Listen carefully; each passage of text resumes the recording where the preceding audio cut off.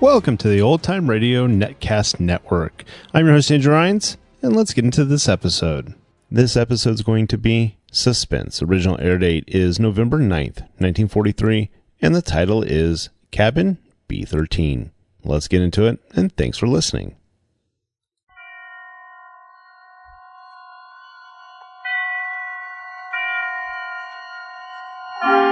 Suspense.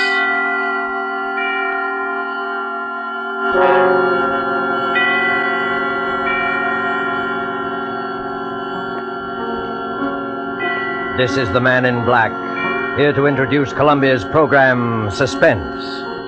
In Hollywood this evening, our two distinguished stars are the lovely actress Margo and the polished young actor from Holland, Mr. Philip Dorn.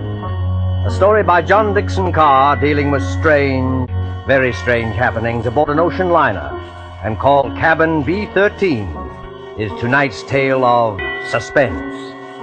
If you have been with us before, you will know that suspense is compounded of mystery and suspicion and dangerous adventure. In this series are tales calculated to intrigue you, to stir your nerves, to offer you a precarious situation, and then withhold the solution until the last possible moment. And so with Cabin B-13, and with the performances of Margo as Anne Brewster and Philip Dorn as Dr. Karl Heinrich, we again hope to keep you in suspense.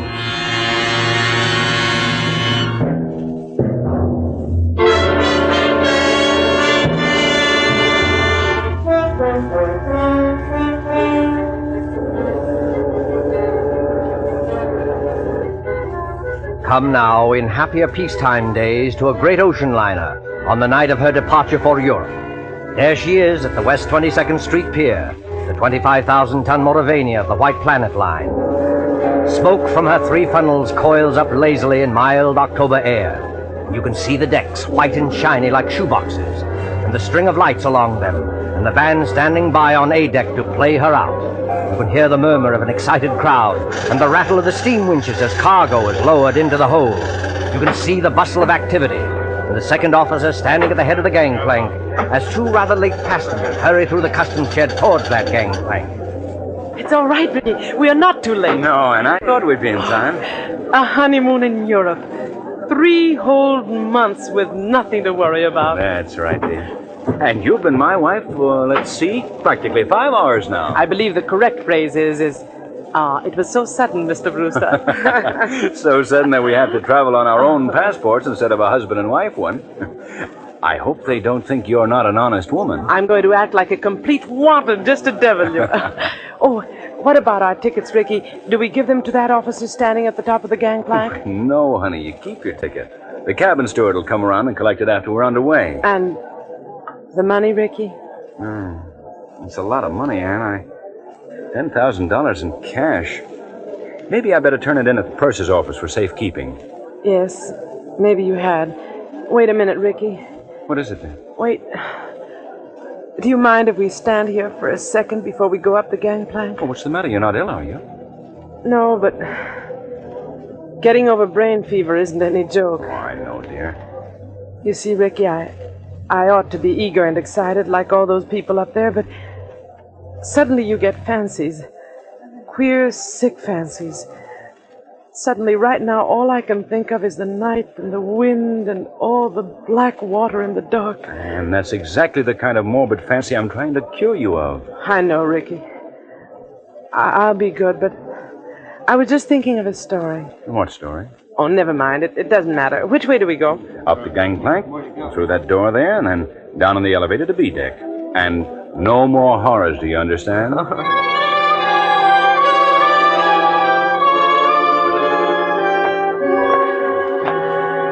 Here we are, Anne. B deck and cabin number... Good Lord. B-13. B-13. You're not superstitious, are you? Why, no, dear. Not about things like that. Open the door. Here we are. Lights on and... Oh, Ricky, darling. It's a beautiful cabin. Well, best I could get.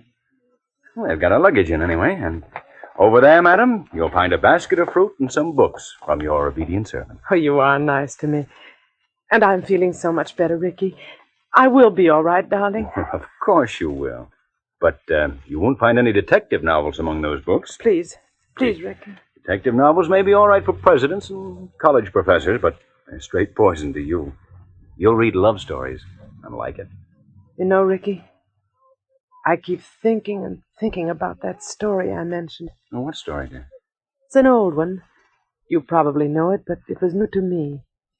A woman and her daughter arrive in Paris and go to a hotel. Oh, you mean the old Paris Exposition story? Yes, that's it. The daughter goes out.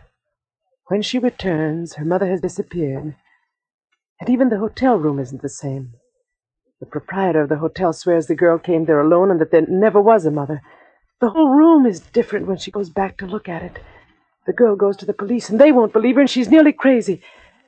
Of course, it turns out that the mother has caught bubonic plague and died, and they're hushing it up so that the visitors won't keep away from the city and ruin the whole exposition, but... You've got to stop this kind of talk. I know. But imagine being in a situation like that, with all those queer eyes staring at you, wondering if you'd lost your reason, wondering if your brain had cracked and the whole world might dissolve, and... Listen. Well, that's the last call, Anne. We'll be underway any minute now. You know, Ricky, I would like to see the skyline go past and the Statue of Liberty and the rest of it. Oh, then why not go up and see it? I've got to deposit this money in the purser's office on C-Deck. But I don't like you to leave me. Oh, now look here, dear. You don't think I'm going to disappear, do you? I suppose I don't really. When I get these ideas, and I can't help it, Ricky, I wish you'd wallop me. I'm not going to wallop you, Anne, but you've got to stop being afraid. You certainly won't disappear in a crowded ship with any number of people all around you. As for me, I defy Houdini himself to make me vanish. Don't talk like that. I'm not going to vanish, and neither is this cabin, dear. Now, run along. I'll join you on deck as soon as I can. All right, Ricky. I'll be good.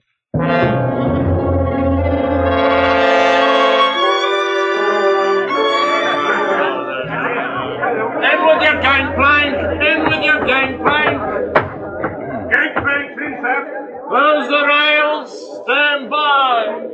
Eager people, excited people, happy people, all crowding up to the rail to wave goodbye.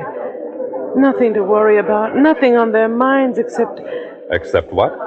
Oh, Except seasickness, madam? oh, Oh, I beg your pardon. I hadn't meant to startle you, believe me.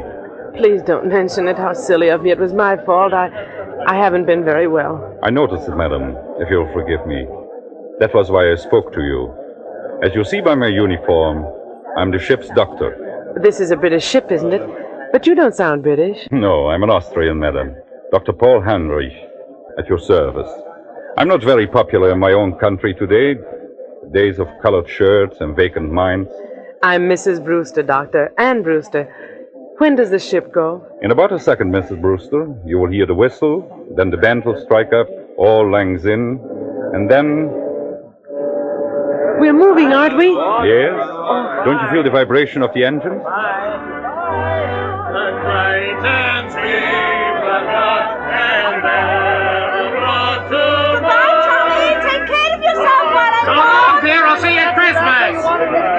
The key to the car is in the living room table drawer. If you go out with any blocks, tell me I'll kill you when I get back. Goodbye, Mom.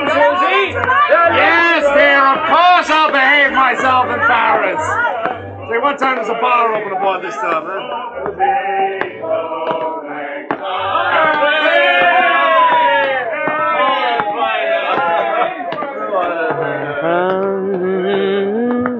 I imagine this is not your first crossing, madam. Oh, I'm afraid it is, Dr. Heinrich.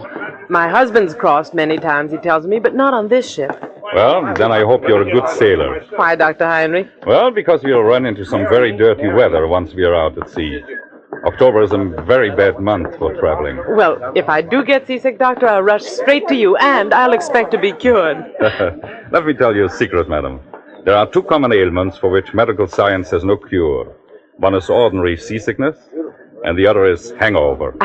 Tomorrow morning I shall be dealing with both. And enjoying it? Oh, no. Sympathizing with it. That's all I can do. How do you like the Mauravania? Oh, it's a magnificent ship from what I've seen of it. And you know they've given us a very nice cabin down on B deck, B-13. What's the matter? Why are you looking at me like that? I beg your pardon. Did you say B-13? Yes. Why not? You're quite sure of that, madam? Why, yes, of course I'm sure of it. I saw the number on the door. Why not? Well, because Go on, Dr. Heinrich. there's no such cabin aboard a ship. I'm not joking, Mrs. Brewster. You see, some people are superstitious. Many ships, like this one, omit number 13 on each deck. You must have been mistaken. What are you trying to tell me? Do you think I saw something that wasn't there? No, Mrs. Brewster, not at all. Then come along with me. I'll show you. I'll prove to you that there is a number 13. Will you come along? Yes, Mrs. Brewster? I think perhaps I had better escort you.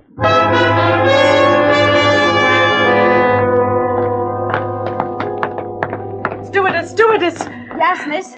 Yes, ma'am. Come in straight away. Tell me, stewardess, this is B deck, isn't it? B deck, ma'am? Oh, yes, ma'am. No doubt about that. Dr. Heinrich and I have been all over this part of the ship looking for cabin number 13, but we don't... I've been trying to convince this lady stewardess that there's no such cabin number 13 on this ship. Why, there sure to heaven isn't, ma'am. And never has been. I've served aboard the Mauravania a matter of 8 years, and I ought to know. But I tell you, I saw it. I was in there. It was a big cabin with a private bathroom attached. The walls were paneled in light oak, and the furniture was rosewood and yellow satin, and the portholes were like real windows. No, that's not much good, ma'am. No, I'm afraid not. Most of the cabins hereabouts look like that. May I ask you, what name was the cabin booked in? Brewster, naturally. Mr. and Mrs. Richard E. Brewster. Here, let's have a look on my list.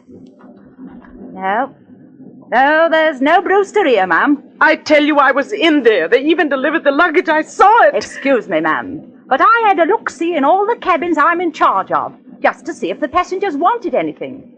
And I don't remember any luggage with a Brewster label on it. Wait a minute. There may be a partial explanation of this. Ah, you see, that's better, Mrs. Brewster. I was hoping you might find one. Ricky, that's my husband. Ricky and I have only been married a very short time, and when my maid printed the baggage labels, she must have made them out in my maiden name. I never noticed at the time. Oh, what name might that be, ma'am? Thornton. Anne-Marie Thornton. Oh, Lord, miss. Now, why couldn't you have said that before? I remember it well. 2 silk cases and a little trunk. They're in B-16 now. Where's B-16? Right behind you, miss. You're standing practically in front of the door. Oh, thank goodness for you. Oh, yes, but, what about my husband's luggage? There's no gentleman's luggage in that cabin, miss. Your husband's or any other gentleman's, if you know what I mean. I won't stand for this. Where's Ricky? What have you done with Ricky? Please, Mrs. Brewster.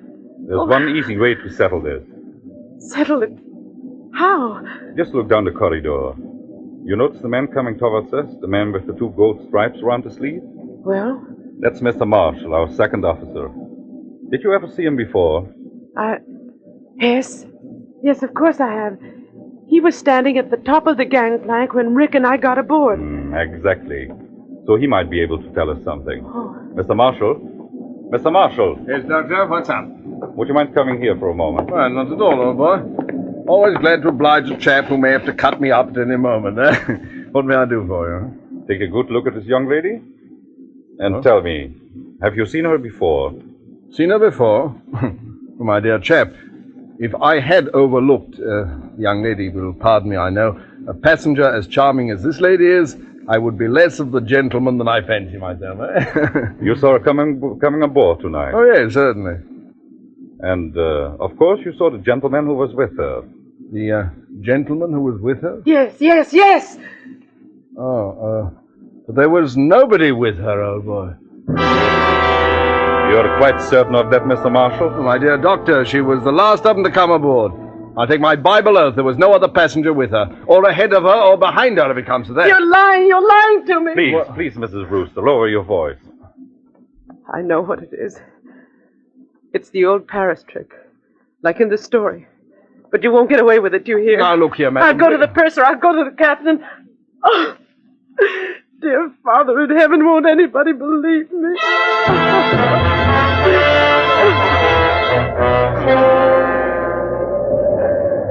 Later that night, in the captain's room just abaft the bridge, there is a conference of ship's officers. Outside, stung by spray clinging to the bulkhead rail in the dark, a frightened girl waits until the door of the cabin's room opens. Will you bring the young lady in, Dr. Heinrich, and close the door? Yes, sir. Here we are. This is Captain Wainwright. Now, just tell your story straightforwardly, and please don't excite yourself. Well, maybe we can get some decision into this matter. Will you sit down here beside my desk, Miss Thornton? My name is Brewster, Captain. Mrs. Ann Brewster. Whatever you say, Mrs. Brewster. Thank you very much, Captain. I might tell you, ma'am, I've got a lot on my mind already. My first officer comes aboard with an attack of flu. I'm facing an equinoctial gale short-handed, and now this has to happen on top of it. I'm terribly sorry I can't help that, Captain. But I want to know what they've done with Ricky. Just one moment, please, while I get this straight. By this time, I understand you yourself have personally interviewed practically every single passenger aboard this ship. Is that true? Yes, it's true. But your alleged husband is not here. Is that true? Yes, that's true, but In the meantime, the purser has sent a squad of men to search this ship. They've searched every inch of it. You can take my word for that. There's nobody hidden. Your husband's not here. According to Mr. Marshall, who's standing over there... I see him. According to Mr. Marshall, he never was here. Oh, hang it all, Miss Thornton. You needn't glare at me like that. We couldn't see the chap. He wasn't there, now could we? Be quiet, Mr. Marshall. Yes, I'm sorry. No, I'm not unreasonable, Mrs. Brewster. I think you'll admit that. But what can I do? What can I say? Can you offer any proof, even, that this husband of yours ever existed? Proof? Yes, of course I can. Excuse me for interrupting, but would you mind, Captain, if I ask a question or two? No, Doctor, go ahead. I tell you, I'm going daft myself.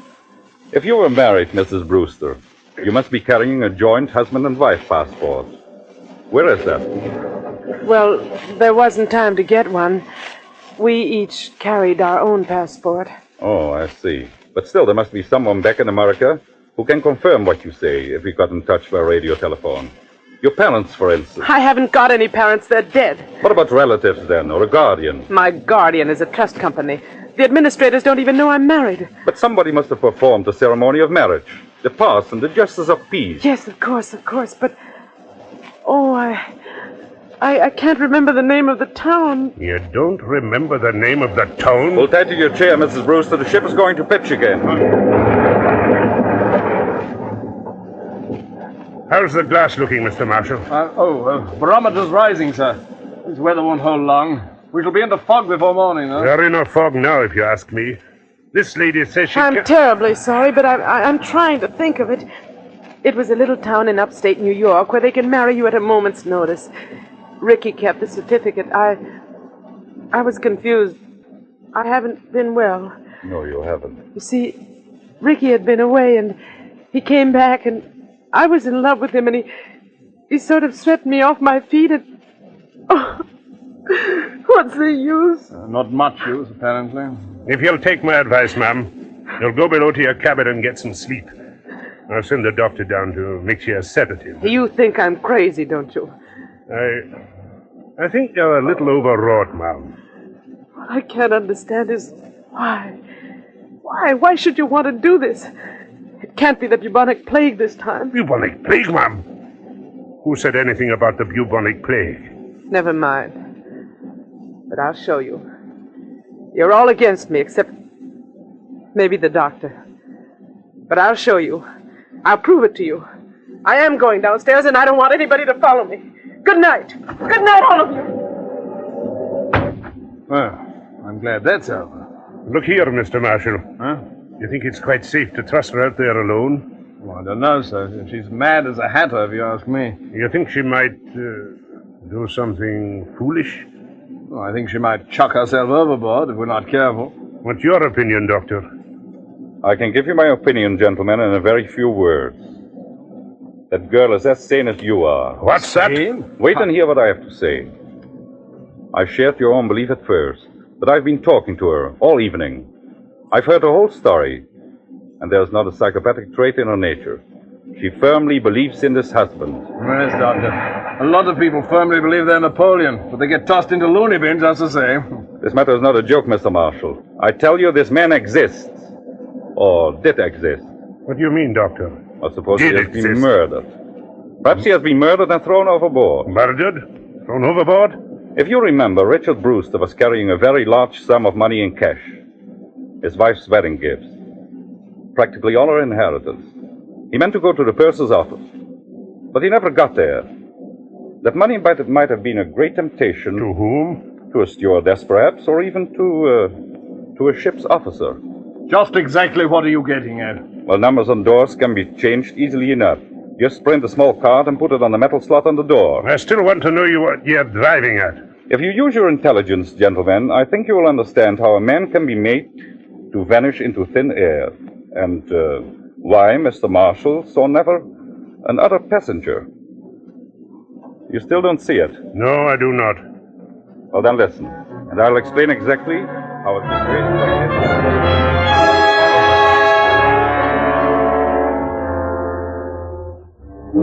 4 o'clock in the morning. 4 o'clock, the hour of suicides and bad dreams. The gale has subsided, the sea is calm. The SS Mauravania creeps blindly at barely 8 knots through a thick and strangling fog. The whole ship is dark and sealed up in sleep. There's no sound in all that mournful dimness, except when the foghorn cries out a warning overhead. Even cabin B-13 is dark. And Brewster, still fully dressed, lies restlessly across one of the berths, her head almost touching the intercabin telephone. What was... Oh, I thought I heard... Telephone. Yes? Hello? It's me, Anne. Take it easy now. Ricky! Ricky, where are you? Quiet. Keep your voice down. Where are you, Ricky? What happened to you? Are you hurt? No, I'm not hurt, but he nearly got me. Who nearly got you? Listen, dear. I can't explain over the phone, and I don't dare go down there. Can you meet me up on deck? Yes, of course. Where? Do you know the boat deck? Boat deck? Which one is that? The top deck, where all the lifeboats are slung. Oh, yes, I know it. Well, go to the starboard side. Yes? That's the right-hand side, facing forward. Find the 4th lifeboat from the aft companionway. Yes. There's a thick fog, and nobody will see us. Ricky. What is it? Ricky! He's gone. He's gone. Excuse me, miss, but I thought I heard somebody talking in here. Stewardess, what are you doing up at this time of the night? If I might ask, miss, what are you doing up and dressed? Oh, you ought to get some sleep, miss. You really ought. It might interest you to know, stewardess, that I've just been talking to my husband. Now, look here, miss. Don't start that all over again. Please don't start that all over again. You all pretended to think I was mad, didn't you? And you nearly drove me mad. Ricky's beaten the whole crowd of you, and I'm going out on deck to meet him now. Out on deck, miss. That's what I said. Where's my coat? Don't go out there, miss. Not in the state of mind you're in. And the fog's so thick, you can't hardly see your hand in front of your face. Stand away from the door, please. Suppose, miss, I didn't want to let you go out there. I don't think that would matter much. You've probably heard that mad people have 10 times ordinary strength, and I'm stronger than you anyway. Miss, I'm a-begging you. Stand away from that door!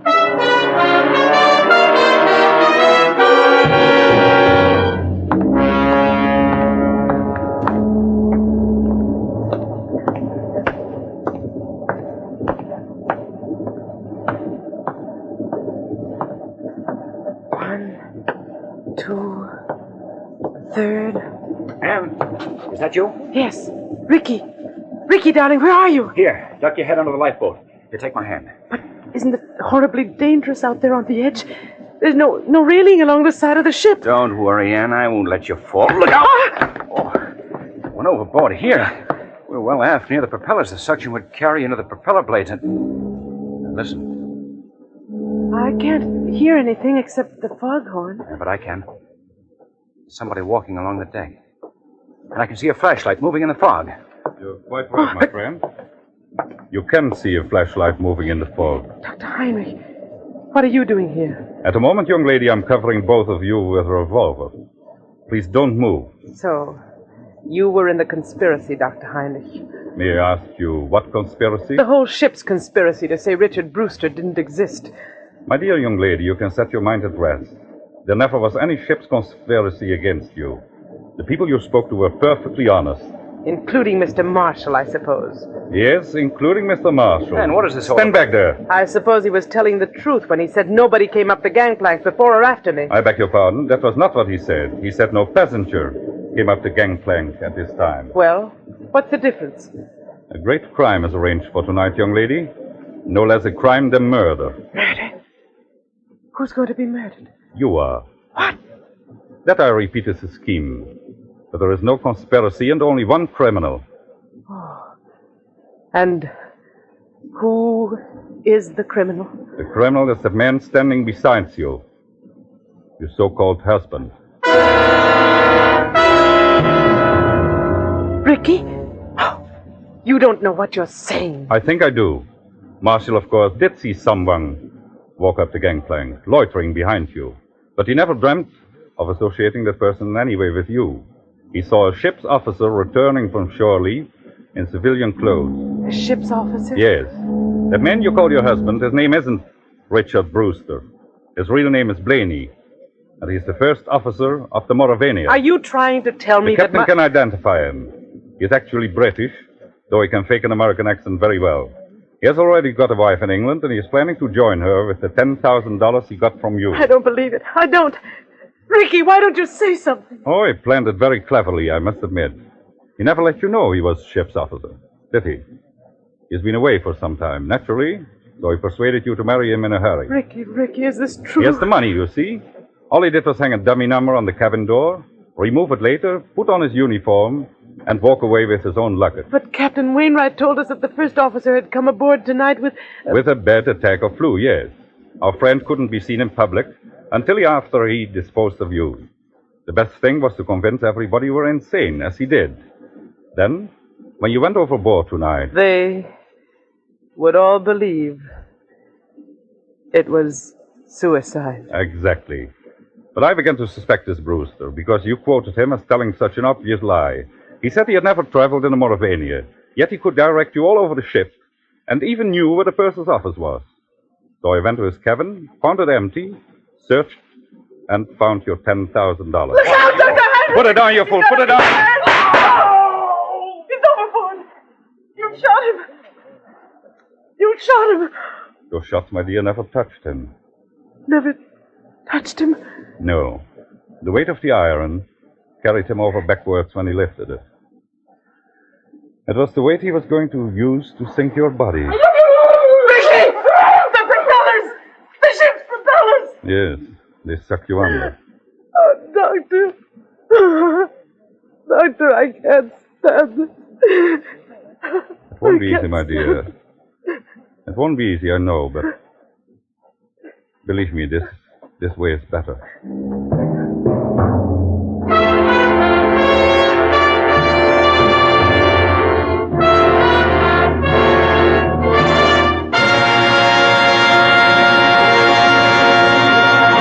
And so closes Cabin B-13, starring Margo and Philip Dorn. Tonight's tale of Suspense. With our two stars tonight were Dennis Hoey as Captain Wainwright and William Johnstone as Ricky Brewster. This is the Man in Black who conveys to you Columbia's invitation to spend this half hour in suspense with us again next week, same time, when our star will be one of the screen year's most sensational newcomers, Mr. Gene Kelly. Mr. Kelly will be supported by Hans Conried and William Johnstone. The producer and director of Suspense is William Spier, who with Lud Gluskin and Lucien Moraweck, conductor and composer, and John Dickson Carr, the author, collaborated on tonight's Suspense.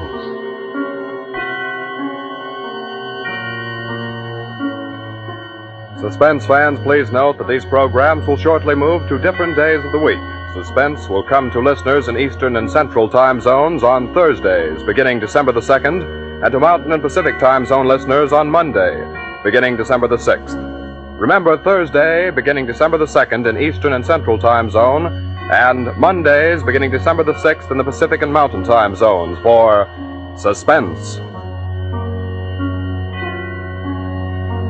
This is CBS, the Columbia Broadcasting System.